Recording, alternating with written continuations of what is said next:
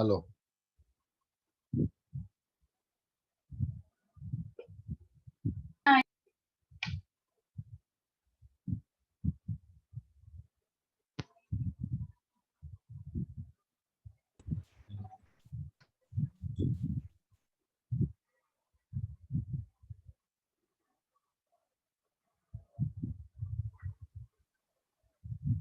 Good afternoon. Good afternoon. कैसे हो तुम लोग? Fine sir. और कैसे हैं? कैसे हैं? क्या चाहती, कहाँ थी, क्लास क्यों नहीं कर रही थी? सर कर रहे हैं, सिर्फ एक भी पहले नहीं किए थे, फीवर लगा हुआ है सर। क्या बोली? एक क्लास नहीं किए थे, अच्छा, एक क्लास थर्सडे नहीं वाला की थी। सर। हाँ। अच्छा। और ये अभिषेक, ऐसा डीपी नहीं लगाना है, डीपी ठीक से लगाओ। रोल नंबर 56 डीपी लगाओ। दीपक, तुम भी थोड़ा सा डीपी ठीक से लगाओ, है ना?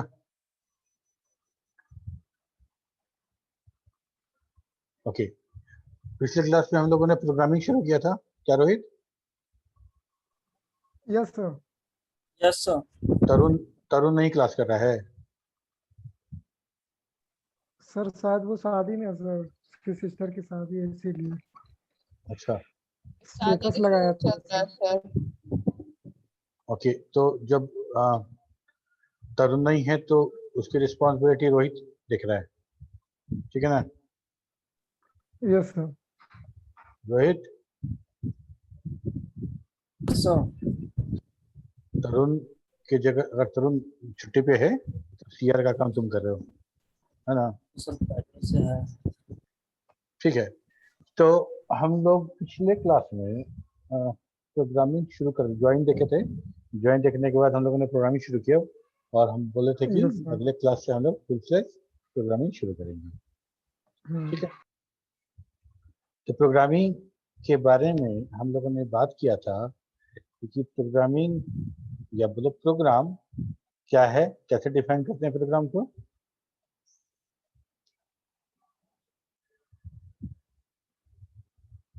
बताओ, what sir is program program? या प्रोग्राम है?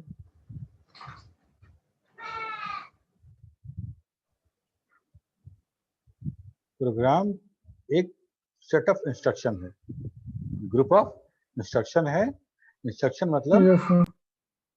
निर्देश, है ना? निर्देश, हम तुमको कुछ निर्देश देंगे, हम तुमको निर्देश देंगे कि ये काम ऐसे करना है, यही प्रोग्राम है, यही हमारा प्रोग्राम है। आदेश बोलो, निर्देश बोलो, निर्देश बोलना ही ठीक रहेगा, ठीक है? इंस्ट्रक्शन मतलब निर्देश, ठीक है? यही हमारा प्रोग्राम होता है। ऐसे देखो, हम लोग पूरे दिन किसी न किसी का या तो इंस्ट्रक्शन लेते हैं या किसी न किसी को इंस्ट्रक्शन देते हैं, ठीक है? पूरे दिन हम लोग यही काम करते हैं, या तो किसी को इंस्ट्रक्शन दे रहे होंगे या किसी का इंस्ट्रक्शन हम देके उसको फॉलो कर रहे होंगे। पूरा दिन हम यही काम करते हैं, ये काम ऐसे करो, वो मत करो। घर में हो तो थोड़ा पानी दे दो, थोड़ा खाना दे दो, थोड़ा पंखा चला दो, थोड़ा टीवी चला दो, यही दिन भर चलता रहता है, एक दूसरे को इंस्ट्रक्शन देते रहते हैं। यही जो इंस्ट्रक्शन देना जो है, यही इंस्ट्रक्शन हम कंप्यूटर को देते हैं, यही निर्देश, ये काम ऐसे करना है, ये काम ऐसे करना है, ये निर्देश जो हम कंप्यूटर को देते हैं, तो हम कहते हैं कि कंप्यूटर को हम लोग प्रोग्राम कर रहे हैं, कंप्यूटर को हम लोग प्रोग्राम कर रहे हैं, ठीक है? तो प्रोग्राम क्या है? सेट ऑफ इंस्ट्रक्शन है, एक निर्देश पुस्तिका। जैसे मान लो हम कोई सामान खरीदते हैं तो हमको एक इंस्ट्रक्शन मैनुअल मिलता है ना, कि कैसे इसको इस्तेमाल करना है, कैसे इस्तेमाल करना है, यस इंस्ट्रक्शन सर। मैनुअल हमको मिलता है। ठीक उसी तरह से अगर हम एक इंस्ट्रक्शन का एक पुस्तिका बनाए, एक नोट्स बनाए और हम तुमको थमा दें कि पहले मार्केट जाओ, फिर ये सामान खरीदो, फिर यहाँ जाना, फिर वहाँ जाना, ऐसे करके 10 स्टेटमेंट, 10 इंस्ट्रक्शन, 10 निर्देश तुमको लिख के दे, एक के बाद दूसरा, दूसरा के बाद तीसरा, उसी हिरार्की में करना है, और सारा का सारा इंस्ट्रक्शन तुम फॉलो कर दोगे तो तुम आके बोलोगे कि सर सारा काम कर दिए, मतलब वो जितना दिए थे वो काम कर दिए, तो हम ये मानेंगे कि वो पूरा का पूरा प्रोग्राम तुम रन करा दिए। यही काम हम कंप्यूटर के साथ करते हैं। उसको लिखित में हम निर्देश देते हैं और कंप्यूटर हमारा बहुत ओबीडियंट है। वो एग्जैक्टली उसी तरह से उस सारे इंस्ट्रक्शन को फॉलो करता है, ओबे करता है, उसका पालन करता है और वो सारा काम करता है जो हम उसको लिख के देते हैं, वो हम लिख के देते हैं।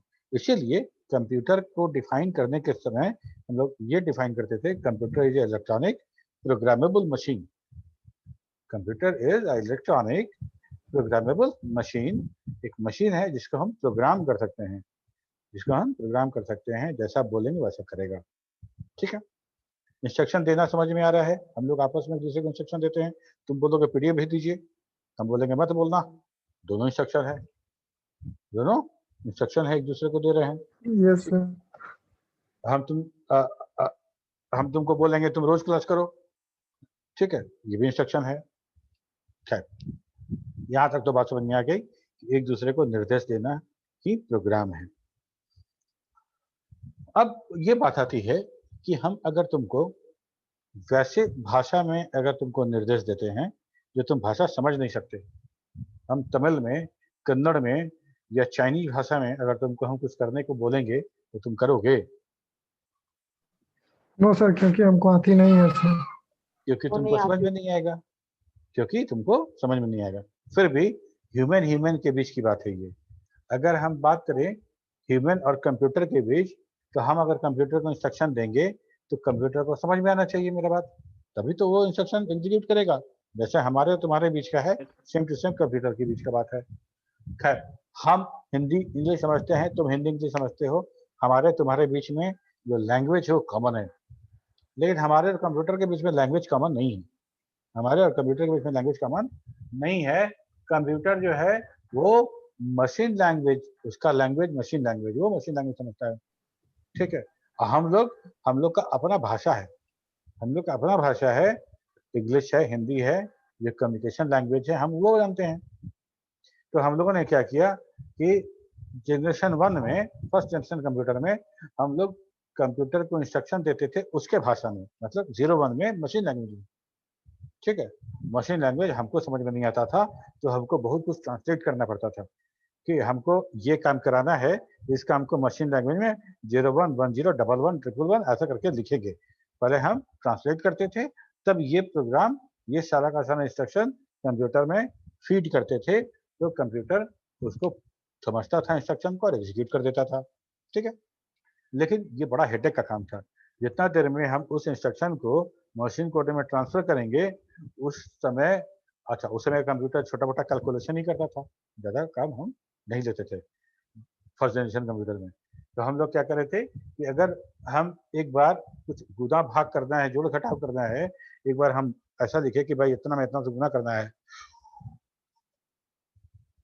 और उसके बाद उस पूरे प्रोग्राम को मशीन कोड में हम ट्रांसफर करें। ठीक है, उसके बाद इसको कंप्यूटर में इंटर कराएं। उससे अच्छा नहीं था कि हम इधर सॉल्व कर दें उस अर्थमेटिक को, है ना।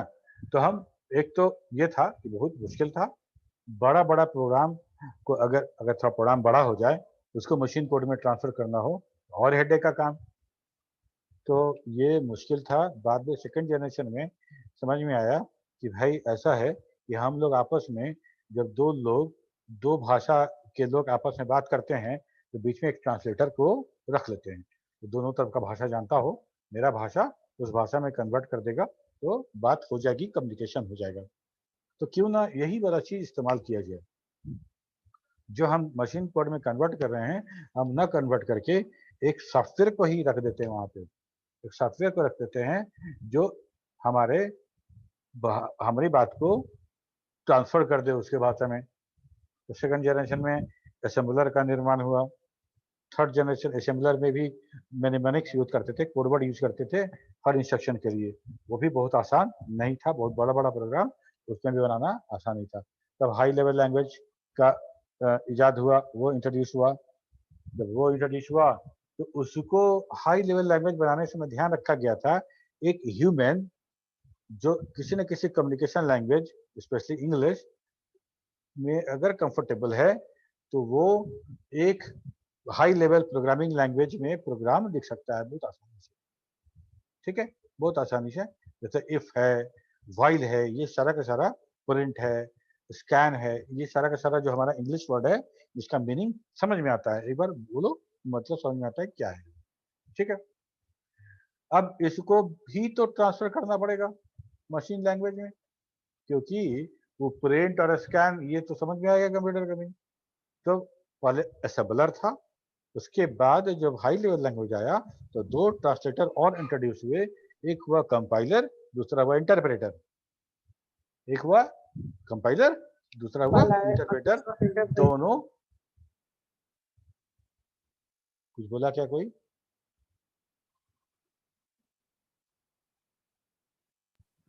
स्वाति कुछ बोल। हाँ स्वाति कुछ बोलो।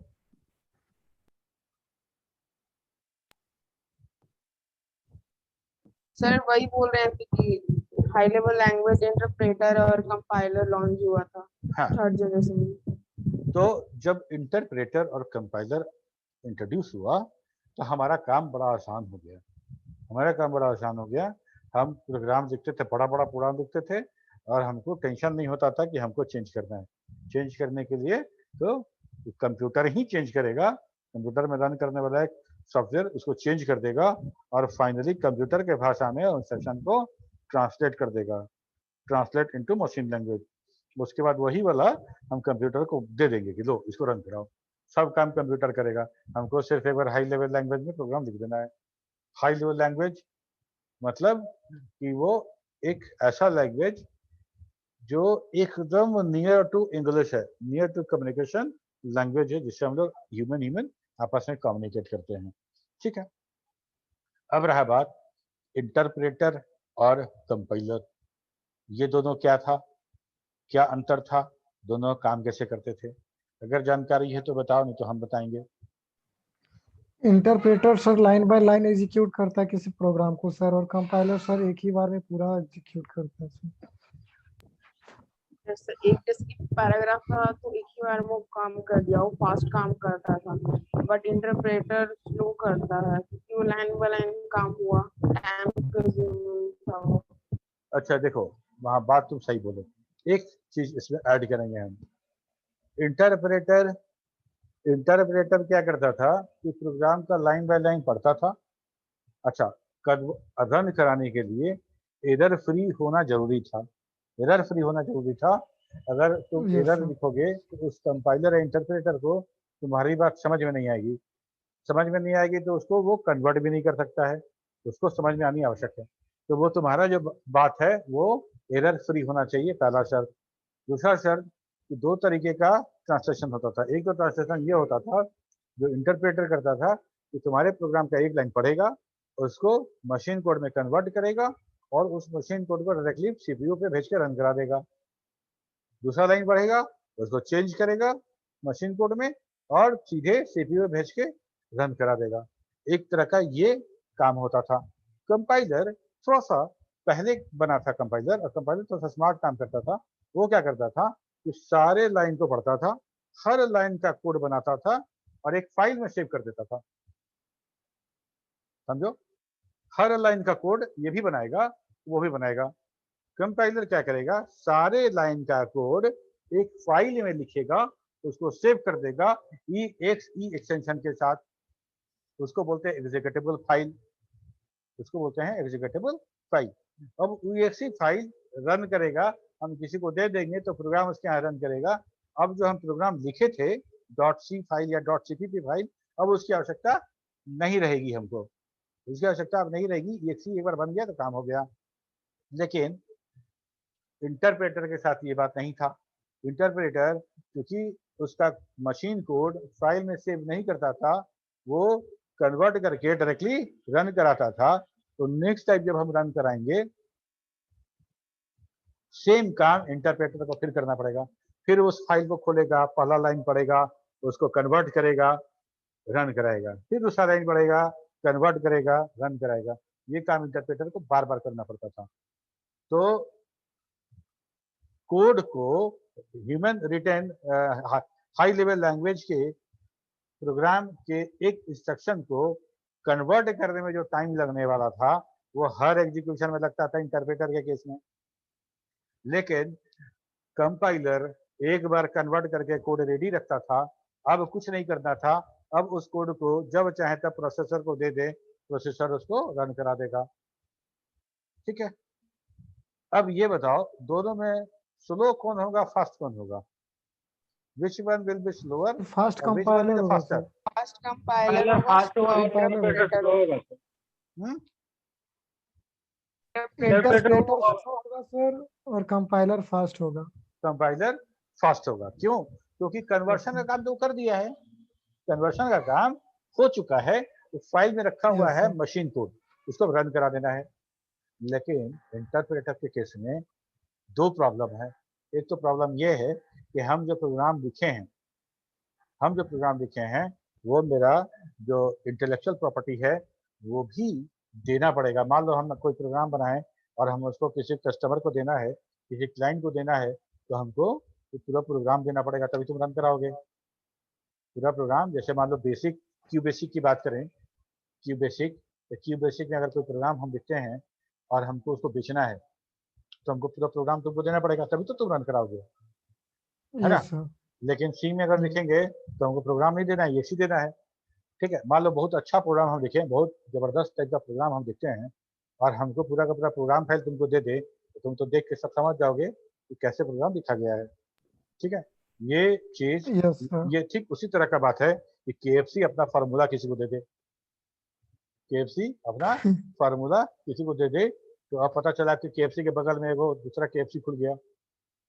ठीक है, तो Yes. इंटरप्रेटर वाले में जैसे क्यू बेसिक और जीडब्ल्यू बेसिक का जो प्रोग्रामिंग होता था, उसमें हम लोग पूरा का पूरा प्रोग्राम फाइल को ही रीडिस्ट्रीब्यूट करना पड़ता था, तभी हम वहाँ प्रोग्राम रन करा पाते थे। ये बात समझ में आ रही है?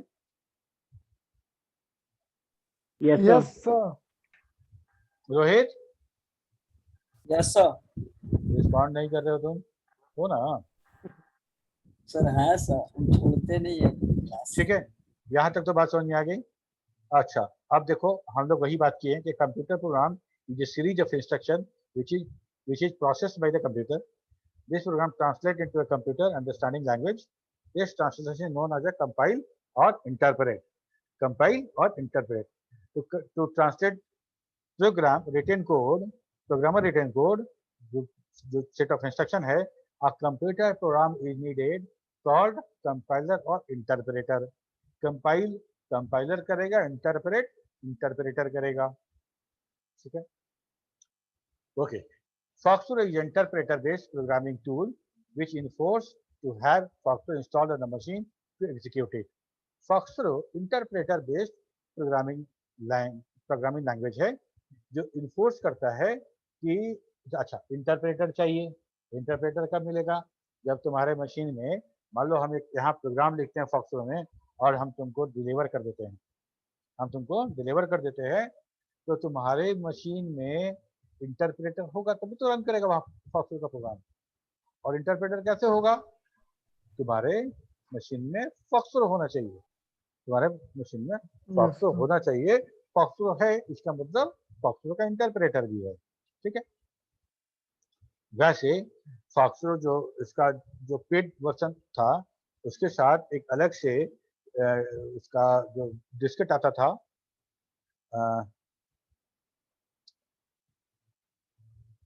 फ्लॉपी डिस्केट आता था जिसमें डिस्ट्रीब्यूशन किट रहता था। उस डिस्ट्रीब्यूशन किट को यूज करके हम किसी पीआरजी को, किसी प्रोग्राम को EXE में कन्वर्ट कर सकते थे, EXE में कंपाइल करके फाइनली कन्वर्ट कर देते थे। तब उस EXE को रन कराने के लिए Foxtrot की आवश्यकता नहीं होती थी। तब उस EXE को रन कराने के लिए हमको Foxtrot की आवश्यकता तब नहीं होती थी, वो कंपाइल हो जाता था और EXE क्रिएट हो जाता था। ठीक है, अगर डिस्ट्रीब्यूशन किट नहीं है आपके पास तो आपको Foxtrot इंटरप्रेटर के आधार पे ही रन कराना पड़ेगा। बात समझ में आ गई? अब अच्छा ये चीज बताओ कि मान लो हम प्रोग्राम लिखेंगे PRG, Foxtrot जो हम प्रोग्राम लिखते हैं उसका एक्सटेंशन होता है PRG को जब रन कराते हैं, अच्छा अब PRG को हम किसी को दे दें तो वो तो देख के फाइल देख के समझ जाएगा क्या क्या प्रोग्राम लिखा गया है, क्योंकि इंटरप्रेटर बेस है तो फाइल चाहिए, बगैर फाइल को तो रन करेगा नहीं। और फाइल हम दे देंगे तो तुम पूरा का पूरा प्रोग्राम देख के समझ जाओगे कि कैसे प्रोग्राम लिखा गया है, और तुम उसको मॉडिफाई कर सकते हो, तुम थोड़ा सा चेंज कर सकते हो, तुम उसको दोबारा बेच सकते हो, किसी को डिलीवर कर सकते हो।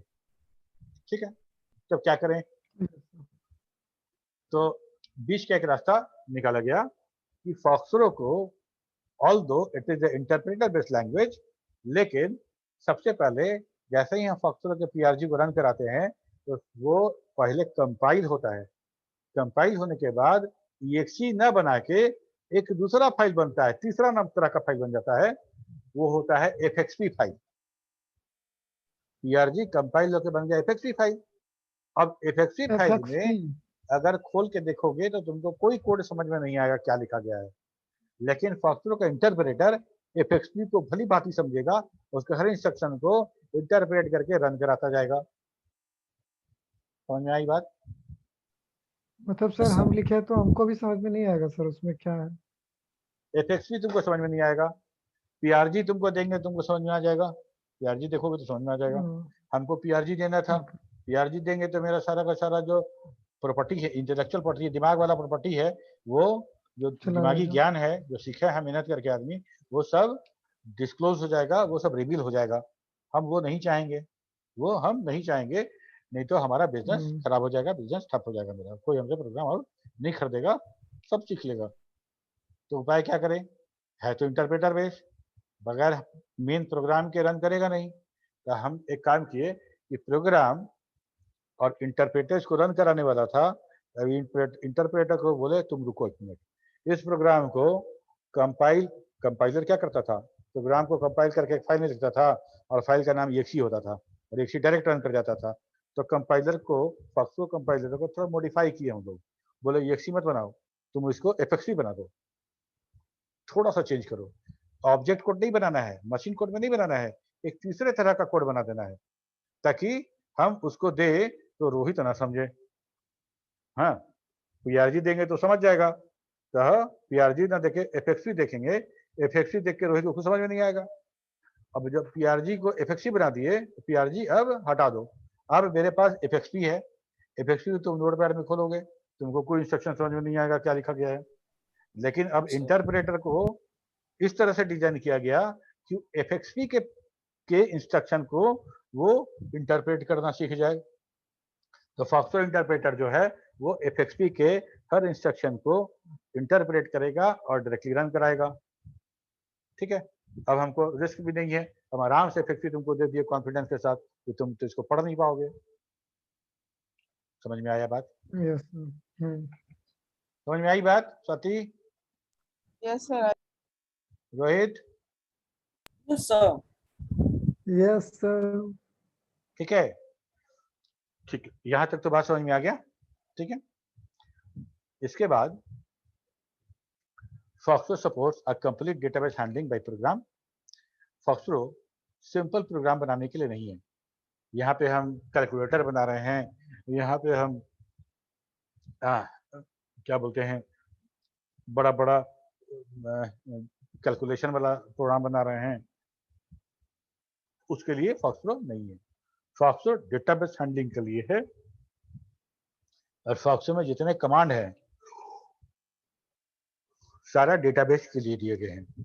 ठीक है, और भी है, स्क्रीन डिजाइन के लिए है, इंटरफेस बनाने के लिए है, बहुत कुछ है, लेकिन फॉक्सरो एक ऐसा प्लेटफॉर्म है, ऐसा टूल है जो डेटाबेस को सपोर्ट करता है, डेटाबेस बनाने का पूरा हमको टूल प्रदान करता है, साथ में हमको प्रोग्रामिंग टूल भी प्रदान करता है।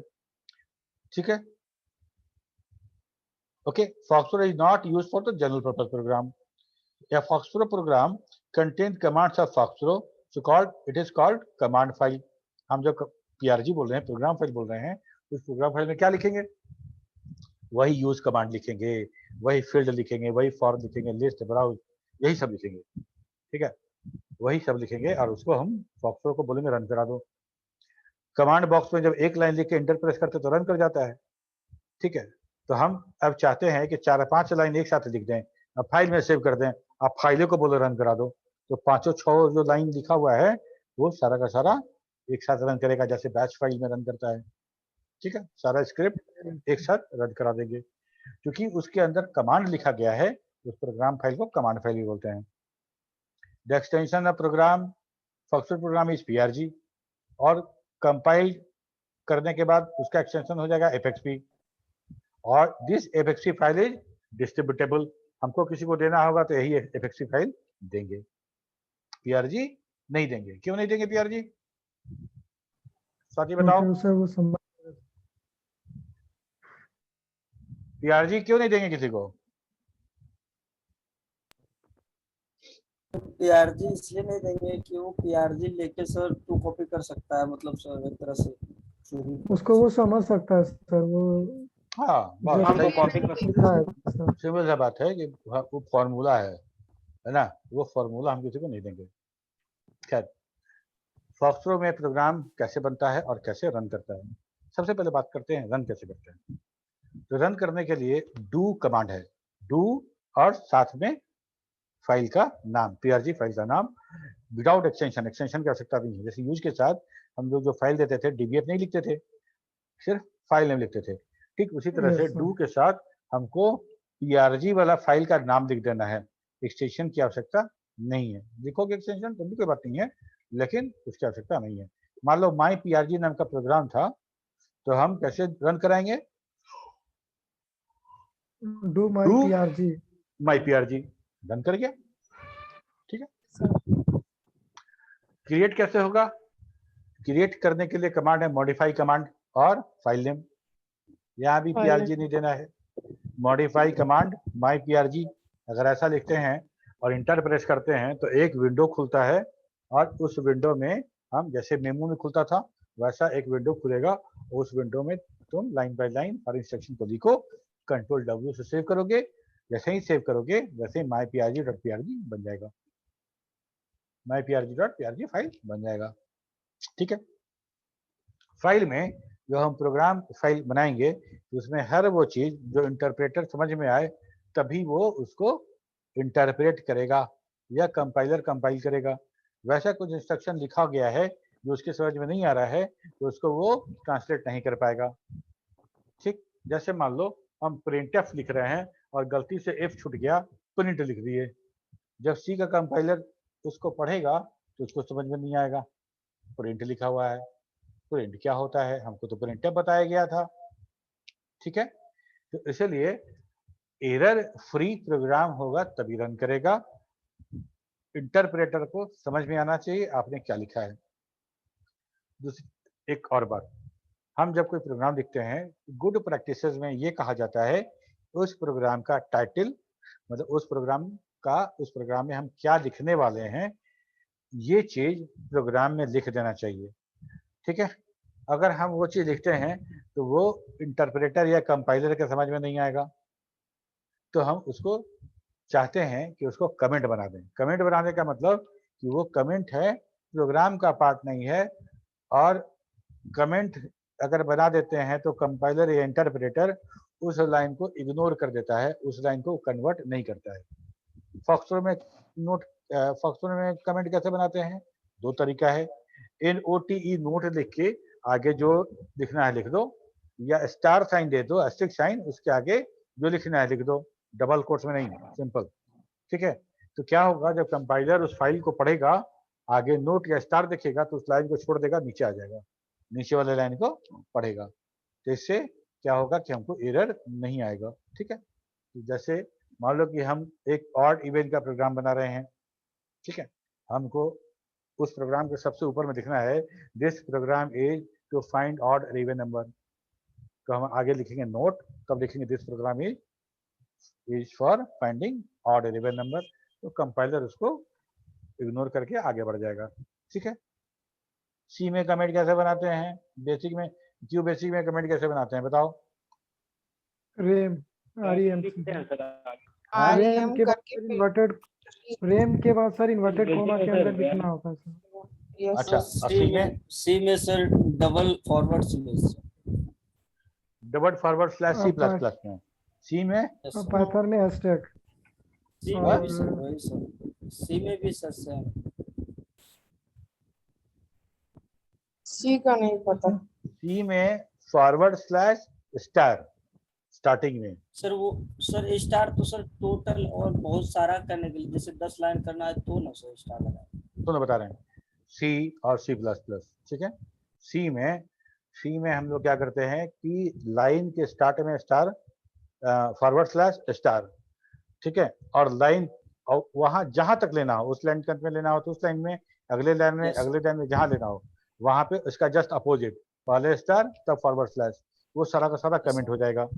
ठीक है, सी प्लस प्लस में क्योंकि वो सी का ही सुपरसेट है तो सी प्लस प्लस में दोनों चलता है, सी वाला भी चलेगा Yes, sir. और सी प्लस प्लस में हर लाइन को अलग अलग करने के लिए लाइन के स्टार्टिंग में double forward slash, yes sir. Double forward slash हर लाइन में कर देते थे तो वो लाइन हमारा कमेंट हो जाता था और ब्लॉक ऑफ कमेंट करने के लिए सी वाला था ही।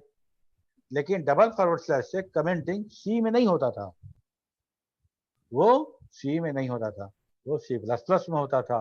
तुम क्या करते हो कि टर्बो C3 यूज करते हो, सी प्लस प्लस का आईडी यूज करते हो, उसमें सी का प्रोग्राम लिखते हो, यस सर। इसीलिए वहां पे डबल फॉरवर्ड स्लैश काम करता है। ठीक है, टर्बो C2 यूज करोगे जो सी का कंपाइलर था, उसमें दो फॉरवर्ड स्लैश नहीं काम करेगा। बात समझ में आ गई? Yes sir. ठीक है, वैसे सी प्लस प्लस कंपाइलर में सी का प्रोग्राम लिखा जाता है, इसलिए कि सारा कमांड, सारा इंस्ट्रक्शन सी का सी प्लस प्लस भी रन कराता है। C is a superset of C plus plus is superset of C. Okay, यहां तक बात समझ में आ गई कि हम कैसे प्रोग्राम बनाते हैं, कैसे रन कराते हैं।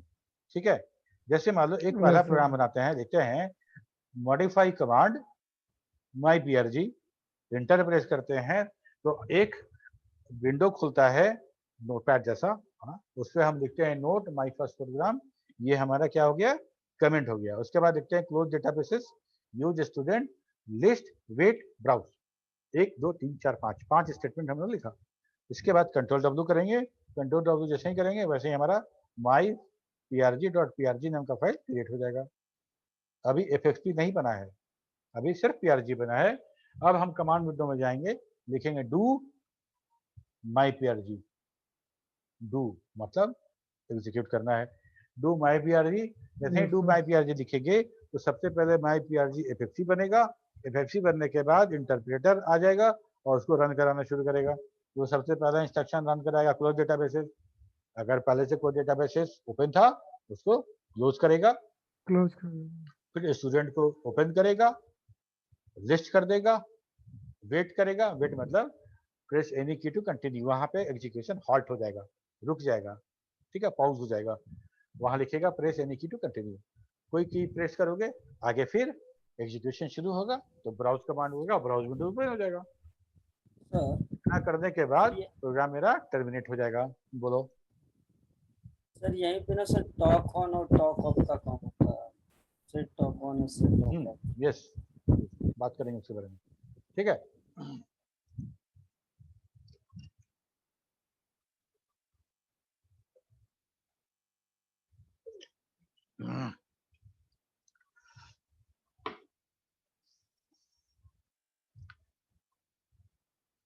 एक और प्रोग्राम देखो, close databases, use EMP, store 10,000 to BS, list for basic greater equal to BS। ठीक है, ये कमांड जब हम रन कराएंगे, डू माई PRG 1 करते हैं तो ये क्या रन करेगा, क्या करेगा ये प्रोग्राम बताओ। सर पहले सर यूज करेगा, हाँ, EMP को खोलेगा, उसमें से हाँ. हर उस रिकॉर्ड को डिस्प्ले कराएगा जिसका बेसिक जो है वो ग्रेटर इक्वल टू BS है। BS मतलब 10,000 से बड़ा या छोटा जितना रिकॉर्ड है वो सबको दिखा, लिस्ट है फॉर क्लोज है ना, yes sir. List with for close, बीच में हम लोगों ने वो एक मेमोरी वेरिएबल को यूज कर लिया है। तो ये भी एक छोटा सा प्रोग्राम है। गौर से देखो, इस पूरे प्रोग्राम में हम लोगों ने फॉक्सट्रोट का कमांड ही यूज किया है, फॉक्सट्रोट का यस सर। कमांड यूज किया है, इसीलिए हम ये बोल रहे थे कि जनरल पर्पस प्रोग्रामिंग के लिए हमारा फाफ्लो नहीं है। ठीक, अब रहा बात कि हम यूजर से डेटा कैसे लेंगे, यूजर से डेटा कैसे लेंगे। ठीक है, जैसे प्रिंटफ और स्कैनफ करते थे हम लोग सी में डेटा यूजर से लेने के लिए। ठीक है, अब यहां समझो दो तरह का कमांड दिया गया है, एक एक्सेप्ट है, दूसरा इनपुट है। एक्सेप्ट कमांड क्या करता है? Accept command display a message और a prompt and accept character type data into the variable provided. जो वेरिएबल प्रोवाइड करेगा उसमें वो कैरेक्टर टाइप डेटा को इनपुट कराएगा, स्टोर करेगा। कैसे? एग्जांपल देखो, एक्सेप्ट डबल कोट्स में एक मैसेज टू वेरिएबल नेम। ठीक है, accept enter name to name. जब ये लाइन इंस्ट्रक्शन जब एग्जीक्यूट होगा तो तुम्हारे स्क्रीन पे डबल कोट्स पे जो लिखे हो वो डिस्प्ले करेगा, इंटर नेम, और ये दो बिंदु क्लोन, इंटर नेम क्लोन वहां डिस्प्ले करेगा। उसके आगे नेम जहां पे है वहां पे कर्सर ब्लिंक करेगा, जो तुम नाम लिखोगे इंटर नेम के आगे लिखा जाएगा, और जैसे ही इंटर प्रेस करोगे वैसे ही वो टेक्स्ट जो तुम लिखे हो वो नेम नाम के मेमोरी वेरिएबल में वो स्टोर कर दिया जाएगा। ठीक है, accept enter father's name to F name. ठीक, यहाँ पे एक्सेप्ट के बाद जो मैसेज है क्या वो जरूरी है? Yes sir. क्यों जरूरी है?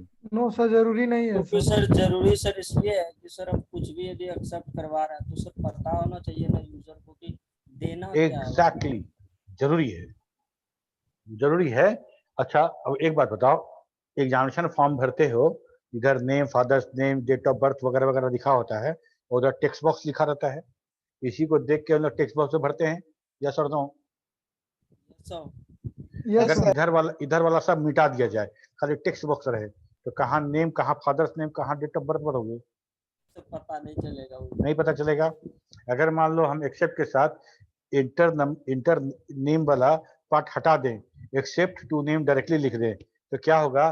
स्क्रीन पे कर्सर ब्लिंक करता रहेगा, कोई मैसेज नहीं दिया जाएगा।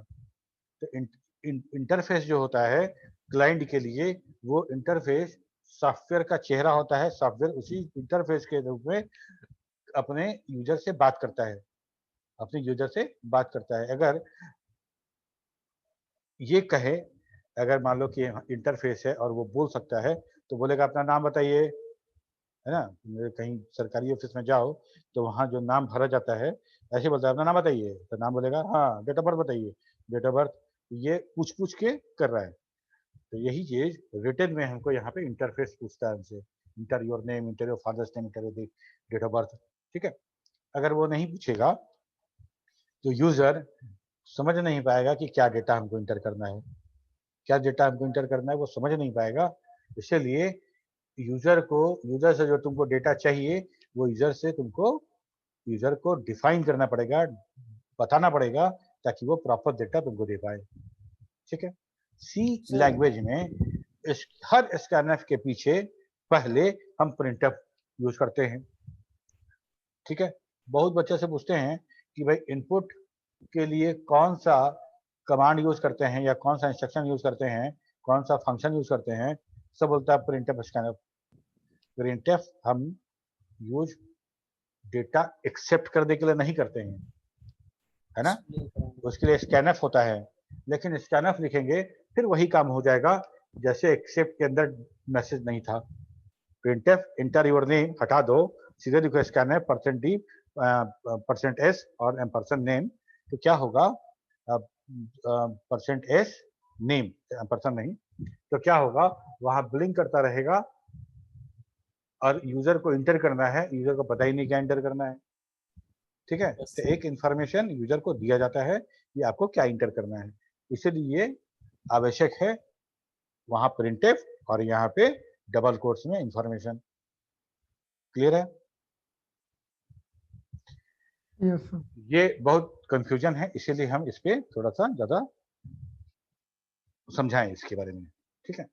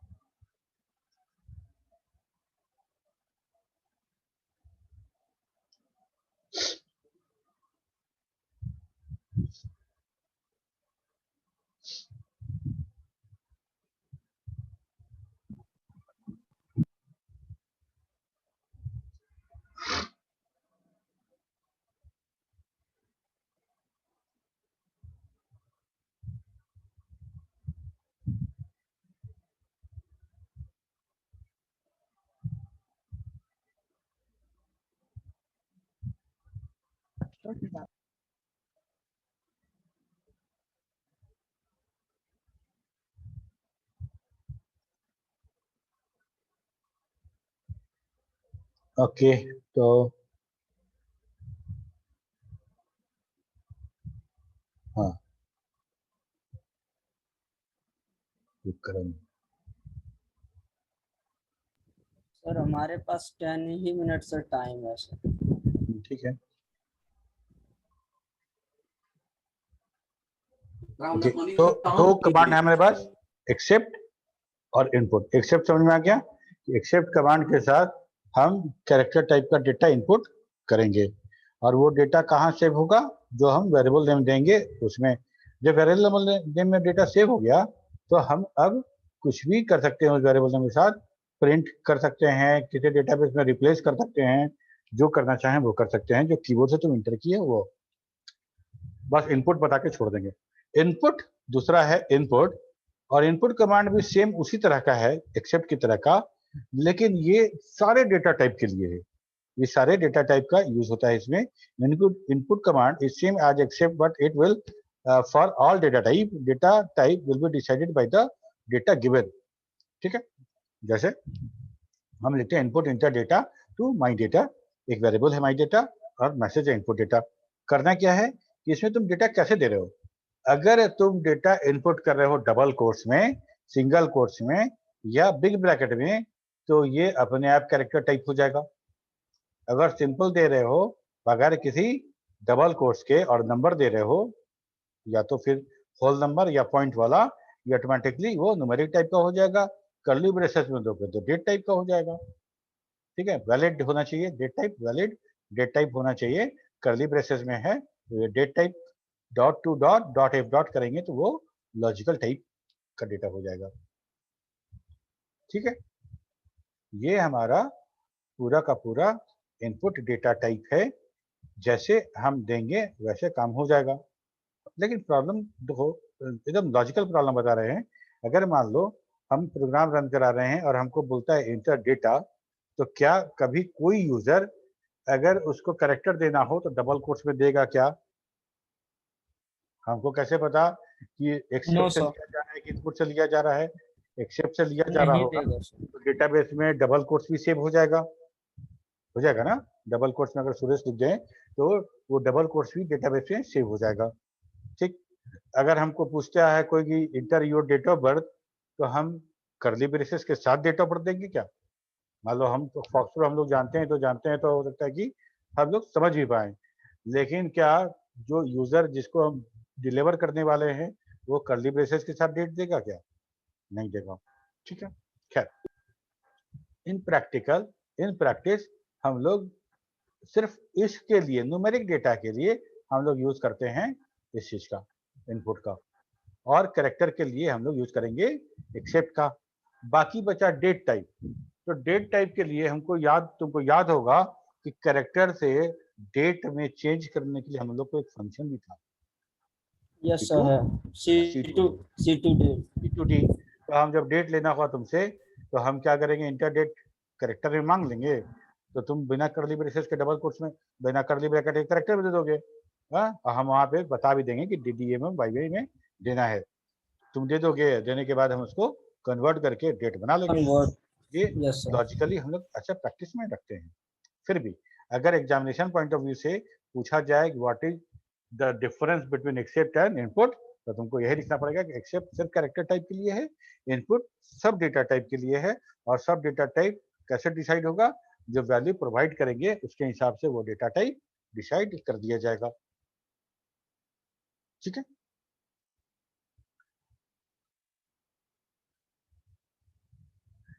इसके बाद बात करेंगे हम लोग दो मेन कंपोनेंट का किसी भी प्रोग्रामिंग में, डिसीजन मेकिंग एंड लूपिंग। ये हम अगले क्लास में हम लोग बात करेंगे इसके बारे में। यहां तक में अगर कुछ पूछना है तो पूछ सकते हो। प्रोग्राम इंस्ट्रक्शन, उसका ट्रांसलेशन, कंपाइलर, इंटरप्रेटर, दो कमांड, एक्सेप्ट और इनपुट। सर कमेंट वाला जो है सर, नोट और नोट और स्टार, सर वो सिंगल नोट और स्टार, देखो सर। ये वाला देख रहे हैं ना हम लोग, नोट लिखे और यहाँ पे लिख दिए माय फर्स्ट प्रोग्राम। ये My first सर हाँ, तो ये सिंगल लाइन कमेंट या मल्टीपल लाइन कमेंट में भी काम करेगा ये सर? नहीं, ये सिंगल लाइन है, हमको दूसरा लाइन लिखेंगे तो फिर नोट लिखना पड़ेगा। नहीं तो ये तो ओके, कमेंट नहीं ना बना, कमेंट तो सिर्फ इसी को कंसिडर कर रहा है ये। यस ठीक है, सर। अगर मान लो कि हम 4 लाइन का कमेंट लिखना पड़ेगा तो 4 स्टार लिखना पड़ेगा या 4 नोट लिखना पड़ेगा। ठीक है,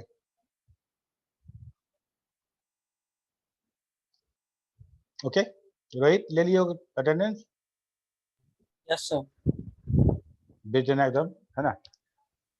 यस सर, चलो फिर बंद करते हैं। Yes sir. Good night thank you sir. Sir. Bye bye. Bye, sir. Thank you sir. Bye.